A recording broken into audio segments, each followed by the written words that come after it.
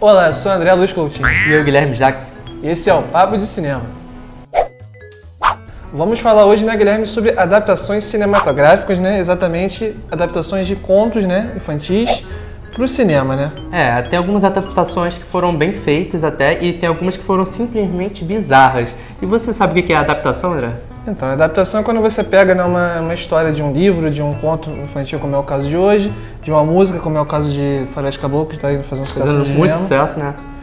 E você transforma isso numa outra história, na verdade. Você pega elementos, às vezes, chave, ou completamente, né, ou elementos chaves e tal, e transforma em outra história.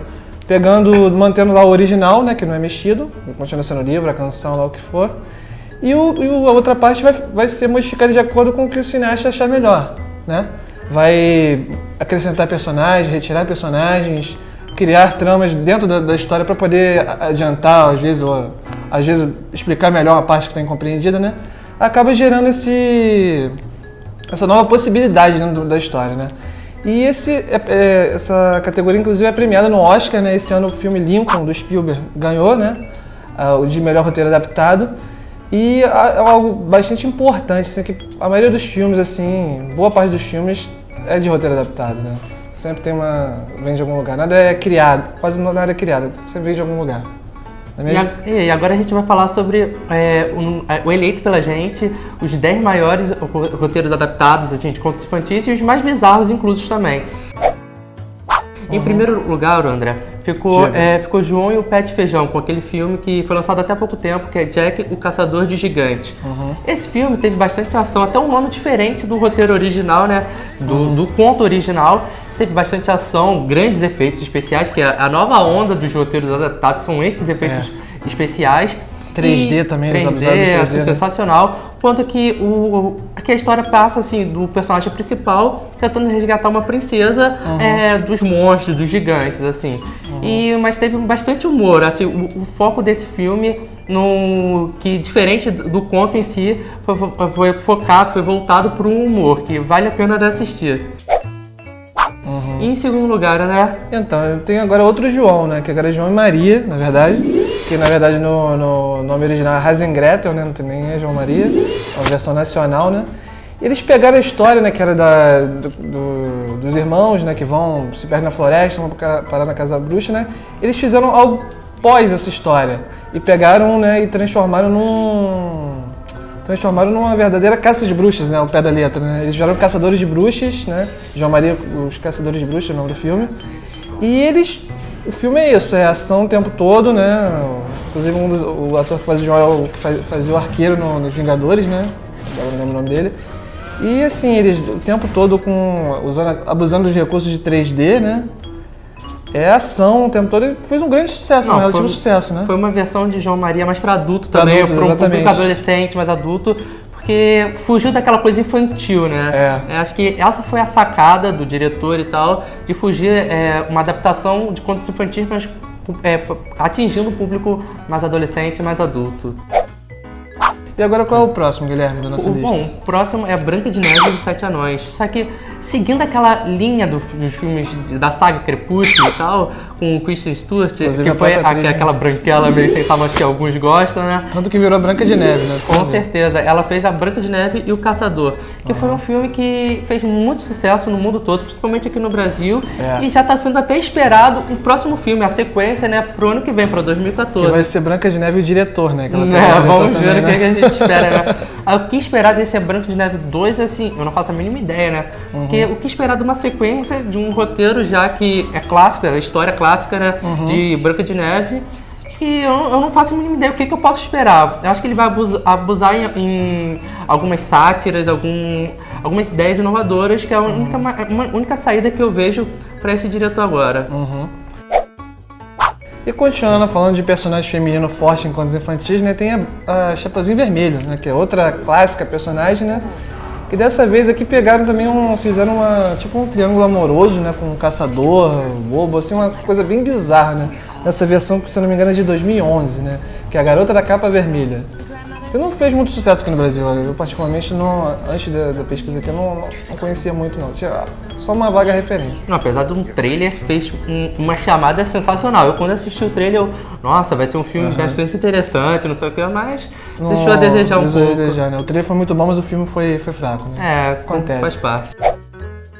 E o próximo agora, né, Guilherme, é você, né? Qual que é? Não, agora sou eu mesma, vai ser o Mágico de Oz, que foi Oz, o mágico todo-poderoso, que saiu há pouco tempo no cinema, com James Franco como principal, como mágico em si, que foi a adaptação não voltada mais para o mundo de hoje, para essas coisas, mas se querendo explicar o início de tudo. O início, como que o mágico foi para Oz, assim, como que tudo começou. O lance ele se envolvendo com as bruxas, explicando todas as histórias, que foi bem interessante. Se não me engano, a versão clássica ele mostra só as crianças indo pra... Sim, ele é como se fosse o início de tudo. Ele mostra tipo um prólogo, seria. Então. Com certeza. Acho que foi sucesso no mundo todo e aconselho vocês assistirem, vale muito a pena. Vale muito a pena, né? E agora o próximo, Guilherme, é outro também grande sucesso de 2010, né? Alice no País das Maravilhas. Que é um grande sucesso do Tim Burton, né? Com seu impagável Johnny Depp fazendo o papel do chapeleiro maluco. Sensacional também. Sensacional, né? Mais um personagem brilhante do Johnny Depp, né? Que vai pra galeria dos grandes personagens que ele já fez no cinema. E, pô, foi muito bem aceito, assim, vários efeitos especiais e tal. Era um filme que precisava ser feito, né, nessa geração do cinema que a gente tá vivendo. Com certeza. Acho que o cargo-chefe desse filme foram os efeitos do Johnny Depp. Acho que... Eu não imagino esse filme sem um ou outro, na real. Não, com certeza, não fica bem assim. Foi super bem feito, assim. Muito tempo não tinha um relançamento desse filme, desse conto de Alice.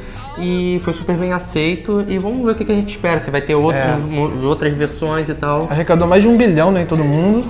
Com certeza. E com o garoto propaganda desse, né? Também, né? Ajuda bastante. E parece que vai ter uma continuação mesmo, né? Devido ao sucesso, eles já estão pensando em fazer uma continuação, né?